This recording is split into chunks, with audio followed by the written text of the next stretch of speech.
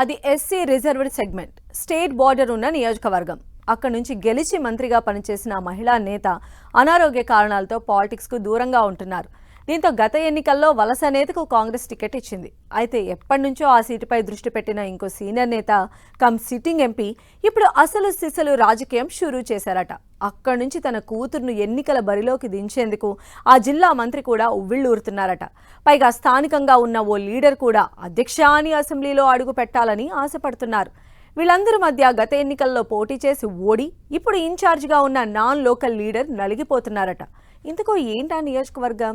అక్కడ అధికార పార్టీలో గ్రూప్ వార్కు కారణాలేంటి?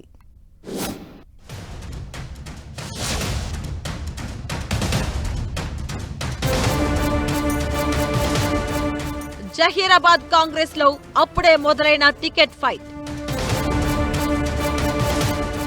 గత ఎన్నికల్లో పోటీ చేసి ఓడిన చంద్రశేఖర్ ఒంటరి పోరు. చంద్రశేఖర్ ను తప్పించారని గలం పెంచిన లోకల్ లీడర్లు. అసమ్మతిని ఎంపీ షట్కార్, మంత్రి దామోదర వెనకుండి నడిపిస్తున్నారా? జహీరాబాద్ కాంగ్రెస్ లో గ్రూప్ వార్కు ఎండ్ కార్డ్ ఎలా? జహీరాబాద్ కాంగ్రెస్ పార్టీలో అంతర్గత పోరు హీటెక్కిస్తుంది. ఒకరంటే మరొకరికి పొసగక గాంధీ భవన్ మెట్లెక్కారు నేతలు. వర్గాలుగా విడిపోయి ఒకరిపై ఒకరు ఫిర్యాదులు చేసుకుని పోటాపోటీ నిరసనలు చేపట్టారు. ఉమ్మడి మెదక్ జిల్లాలో జహీరాబాద్ కీలక నియోజకవర్గం. గతంలో ఇక్కడి నుంచి 2 సార్లు గెలిచి మంత్రి అయ్యారు గీతారెడ్డి. అయితే ఆరోగ్యం సహకరించకపోవడంతో గత ఎన్నికల్లో ఆమె పోటీకి దూరంగా ఉన్నారు. దీంతో మాజీ మంత్రి చంద్రశేఖర్ ను జహీరాబాద్ నుంచి బరిలోకి దింపింది కాంగ్రెస్. నాన్ లోకల్ లీడర్ అయిన చంద్రశేఖర్ ఓడిపోవడం, జహీరాబాద్ పై పట్టు సాధించేందుకు ఇద్దరు కీలక నేతలు చక్రం తిప్పుతూ ఉండడంతో ముసలం ముదురుతుంది అన్న టాక్ వినిపిస్తుంది. అయితే స్థానిక నేతలైన ఉజ్వల్ రెడ్డి, గిరిధర్ రెడ్డి సపోర్ట్ తోనే జహీరాబాద్ బరిలోకి దిగిన చంద్రశేఖర్ వారితో ఎక్కువ కాలం సఖ్యత మెయింటైన్ చేయలేకపోయారట. సీనియర్లను కలుపుకోకపోవడంతోనే ఆయనపై వ్యతిరేకత వ్యక్తమవుతుందన్న చర్చ నడుస్తుంది. చంద్రశేఖర్ గ్రూపులను ప్రోత్సహించడంతో గిరిధర్ రెడ్డి, ఉజ్వల్ రెడ్డి సొంతంగా పార్టీ కార్యక్రమాలు చేసుకుంటూ పోతున్నారట. అయితే జహీరాబాద్ లోని 5 మండలాలు, 2 టౌన్లకు పార్టీ అధ్యక్షులను నియమించడంలో చంద్రశేఖర్ పై ఆయన ప్రత్యర్థులు విమర్శల దాడి ఇంకా పెంచేశారట. ఎంపీ సురేష్ షట్కార్ ఎప్పటినుంచో ఎమ్మెల్యేగా పోటీ చేయాలని ఆశపడుతున్నారు. ఆయన సొంత నియోజకవర్గం నారాయణఖేడ్. అక్కడి నుంచి బరిలోకి దిగాలని భావించిన చివరి నిమిషంలో సంజీవ్ రెడ్డికి అధిష్టానం టికెట్ ఇచ్చింది. గతహ రాబోయే ఎన్నికల్లో అసెంబ్లీకి పోటీ చేసి తీరాలి అన్న పట్టుదలతో ఉన్నారంట షట్కార్.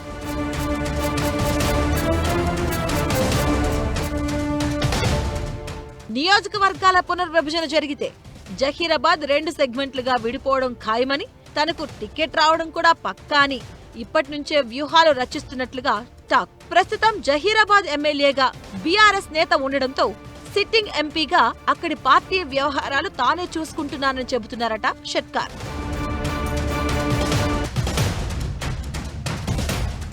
జహీరాబాద్ సెగ్మెంట్లపై జిల్లా మంత్రి దామోదర రాజనరసింహ కూడా ఫోకస్ చేస్తున్నట్టు సమాచారం.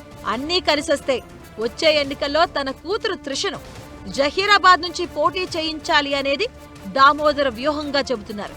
ఈక్వేషన్స్ సెట్ కాకపోతే తన కూతురును తాను ప్రస్తుతం ప్రాతినిధ్యం వహిస్తున్న ఆంతోల్ నుంచి పోటీ చేయించి ఆయన జహీరాబాద్ నుంచి బరిలోకి దిగే ప్లాన్ చేస్తున్నట్లు ప్రచారం జరుగుతుంది. ఈ క్రమంలోనే జహీరాబాద్ లో చంద్రశేఖర్ ను తప్పించేందుకు మంత్రాంగం నడుస్తుందట. మంత్రి దామోదర రాజనరసింహ తెర వెనుక ఉండి జహీరాబాద్ లో వేలు పెడుతూ అసమ్మతిని రాజేస్తున్నారని ఆరోపిస్తున్నారు చంద్రశేఖర్ వర్గీయులు. జహీరాబాద్ నియోజకవర్గంలో మండల అధ్యక్షుల నియామకాలు సరిగా లేవని, వీటిని రద్దు చేయడంతో పాటు ఇన్ఛార్జ్ బాధ్యతల నుంచి చంద్రశేఖర్ ను తప్పించారని ఆయన ప్రత్యర్థులు గాంధీ భవన్ మెట్లపై కూర్చొని నిరసన వ్యక్తం చేశారు. మరోవైపు చంద్రశేఖర్ చేసిన నియామకాలు బాగున్నాయని, కష్టపడుతున్న వాళ్లకు పదవులిచ్చారంటూ మరికొందరు గాంధీ భవన్ కొచ్చి CM Revanth, PCC chief Mahesh Kumar Goud చిత్రపటాలకు పాలాభిషేకం చేశారు.